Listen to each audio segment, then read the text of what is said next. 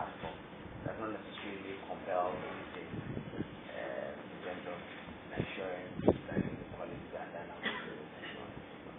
How is Social Watch in Ghana ensuring that we bring government on board, government appreciate what you're doing, and collaborate with you to realize this? Two things. First, it is true that the UN system, decisions taken there, governments can choose to accept or not to accept. But I think we should be careful to be wholly dismissive of those things. I mean, because after all, why do countries struggle so hard to influence the resolutions that are drafted? People will oppose particular language. For example, the June UN meeting on the global economic crisis. The big Western powers who control the IMF and World Bank had a clear objective of making sure that the supervision of those institutions by the UN system. You may be aware that nominally the IMF and World Bank are accountable to the UN system through ECOSOC. But the ECOSOC supervision is so non-existent, as we mean it. But the IMF and World Bank nominally are agencies of the UN. Okay? In the way the issues were formulated for discussion, there could have been an outcome where the reporting requirements that the IMF and World Bank faced would have been strengthened, which would have meant that they would have been more subject to the democratic accountability through ECOSOC.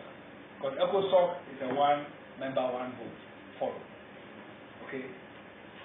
The strategic objective of the US and its allies was to make sure that this will happen. Because once that language is adopted, it becomes the basis for people seeking action for implementation. Okay? So when people go and get a resolution in the UN, depending on which country you come from, domestic groups can take it as a basis for seeking.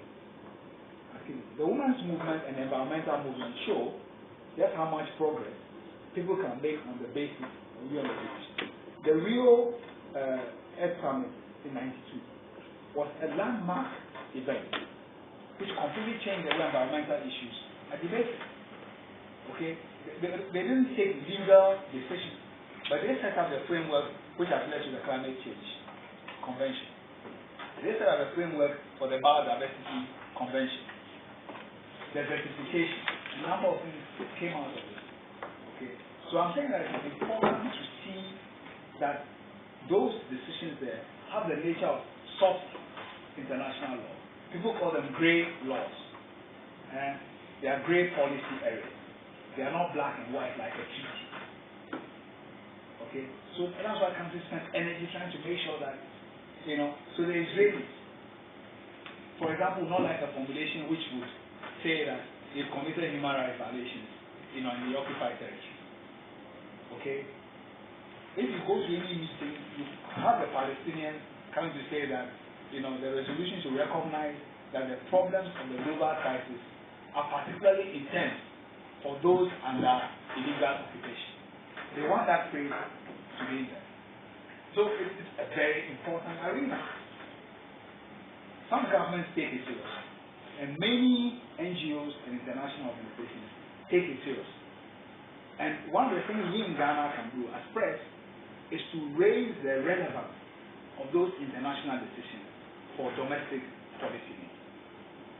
One of the decisions taken in, say, during the